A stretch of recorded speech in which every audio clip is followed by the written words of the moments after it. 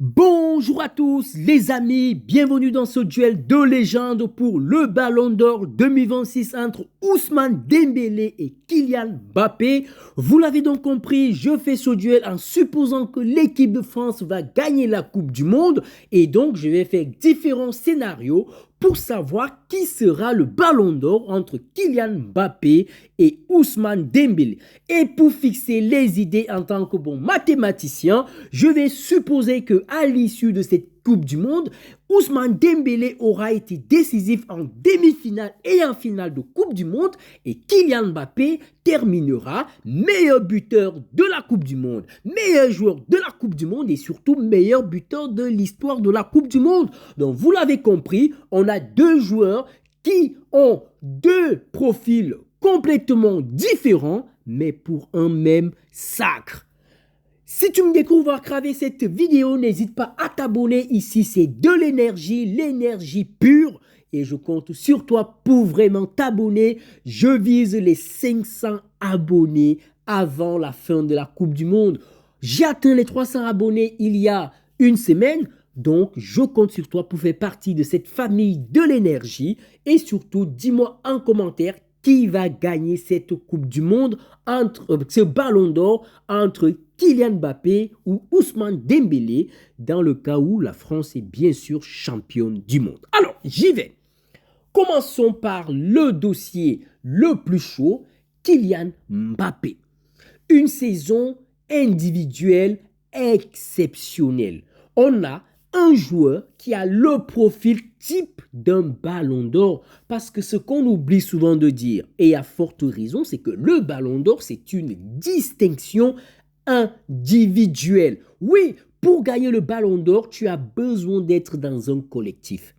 Tu es forcément, parce que le football ne se joue pas tout seul, ce n'est pas le tennis, c'est un sport collectif. Mais ce sont les performances individuelles qui t'amènent au ballon d'or. Mais sauf que il y a aussi les trophées collectifs et la classe et le fair play.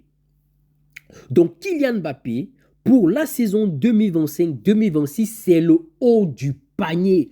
Certes, Harry Kane a fait une meilleure saison statistique que Kylian Mbappé, mais dans toutes les compétitions que Kylian Mbappé a participé cette saison, il a toutefois terminé meilleur buteur. Jamais meilleur joueur, mais meilleur buteur. La nuance, elle est très très importante. Il ne termine pas soulier d'or européen, c'est Harry Kane, mais il termine soulier d'or de la Ligue des Champions, Pichichi en Liga et actuellement meilleur buteur de la Coupe du Monde avec Lionel Messi. Donc on a un joueur qui individuellement a des statistiques époustouflantes. Mais la différence pour le critère de l'individualité avec Ousmane Dembélé, c'est que certes, Ousmane Dembélé n'a pas les statistiques de Kylian Mbappé, mais il a les moments les plus marquants de la saison. C'est-à-dire, on a pour les images de la saison 2025-2026 le caractère impressionnant de Ousmane Dembélé en Ligue des Champions. 8e de finale contre Chelsea, quart de finale contre Liverpool, demi-finale contre le Bayern et finale contre Arsenal. Il y avait tout le temps l'image du Dembélé. Si c'était pas Kvaratskhelia, c'était Dembélé. Mais pas de bol. Kylian Mbappé termine meilleur buteur de la Ligue des Champions, mais Ousmane Dembélé ne termine pas meilleur joueur de la Ligue des Champions, faute au nombre de matchs qu'il a joué en phase de ligue. Donc du coup, ça fait un différentiel avec son coéquipier du Paris Saint-Germain, Vicha Kvaratskhelia. Le problème, c'est au niveau des trophées collectifs.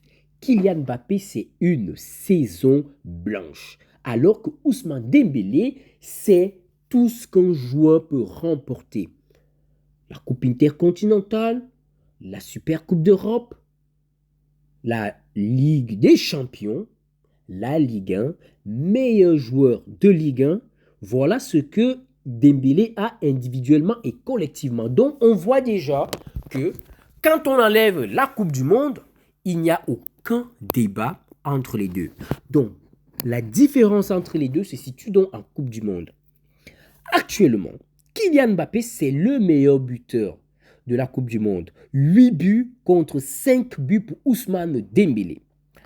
Kylian Mbappé, c'est le meilleur joueur de l'équipe de France dans cette Coupe du Monde. 3 fois homme du match contre 1 fois homme du match pour Ousmane Dembélé, même si pour moi, lors du dernier match, c'est Dembélé qui aurait dû être homme du match contre le Maroc par rapport à Kylian Mbappé, mais c'est pas grave. C'est quand même une donnée importante, c'est-à-dire que Mbappé, dans cette Coupe du Monde, a les meilleures statistiques, les meilleures images que Dembélé, donc ça peut faire la différence. Mais le problème, le vrai problème, c'est qu'à l'issue de cette Coupe du Monde, si Dembélé, comme par rapport au scénario que j'ai proposé, si Dembélé est décisif en demi-finale, par exemple buteur, et buteur en finale, ça signifie que dans une même saison, on aura un joueur qui a été décisif buteur en demi-finale, finale de Ligue des Champions, demi-finale, finale de Coupe du Monde. Ça serait tellement illogique que ce joueur ne soit pas Ballon d'Or. Mais sauf qu'à côté, Mbappé peut devenir le all-time Coupe du Monde à 27 ans, devenir le meilleur buteur, pas de la Coupe du Monde en question, mais de l'histoire de Coupe du Monde. On se rend compte que derrière lui, tu as Pelé, Klose, Lionel Messi, Cristiano Ronaldo, bref, il aura laissé toutes ces légendes derrière lui et ça, c'est des choses en fait qui marquent les esprits. Et autre chose, la Super Coupe d'Europe qui arrive en août. On sait très bien que on a la culture de l'instant. Si Mbappé et Dembélé te font une finale de malade contre l'Angleterre ou l'Argentine, à cet instant, les pro-Mbappé voudront que Mbappé soit le Ballon d'Or parce qu'il avait dit en 2022, nous reviendrons et au 19 juillet à 23h, hit tweet, on est revenu et on a rapporté la coupe. Les pro Dembélé sortiront son palmarès dans la saison. C'est le Ballon d'Or en titre. Aucun Ballon d'Or lors de sa saison qui a suivi son obtention du Ballon d'Or n'a fait ce que Dembélé en fait en Coupe du Monde. Lionel Messi en 2010, 0 but. Cristiano Ronaldo en 2014, c'était faible. Cristiano Ronaldo en 2018, 4 buts. Donc, Dembélé fera quelque chose d'exceptionnel et en plus il deviendra le seul joueur de l'histoire à avoir remporté 2 Coupes du Monde, 2 Ligues des Champions et 1 Ballon d'Or s'il ne remportait pas le deuxième. Donc c'est une autre histoire. Dans cette même histoire, les journalistes qui l'ont voté la saison dernière pourront se dire on lui a donné notre confiance et il a eu raison parce qu'il est actuellement un des favoris pour remporter le Ballon d'Or. Ça va vraiment être compliqué pour Kylian Mbappé de le remporter juste avec une Coupe du Monde, malgré le fait qu'il peut terminer all-time. Et j'ai donc peur que, comme en 2022, certes Lionel Messi le gagne, mais dans l'équipe d'Argentine, il n'y a aucun autre prétendant qui avait gagné la Ligue des Champions. Mais sauf qu'en équipe de France, tu as un vrai prétendant qui est le Ballon d'Or en titre et qui fait une très bonne Coupe du Monde. Du coup, si les votes se partagent entre certains jurés qui vont décider d'accorder à nouveau leur confiance à Dembélé, les votes peuvent s'éparpiller et Harry Kane peut terminer vainqueur parce que nous n'oublions pas, il fait une saison individuelle all-time. Demi-finaliste de Ligue des Champions, demi-finaliste de Coupe du Monde. Ça, c'est très fort. Donc dites-moi en commentaire qui pour vous remportera ce Ballon d'Or entre Dembélé et Mbappé si l'équipe de France va jusqu'au bout. Tout reste à faire. La demi-finale contre l'Espagne et la finale contre l'Argentine ou l'Angleterre en cas de victoire contre l'Espagne.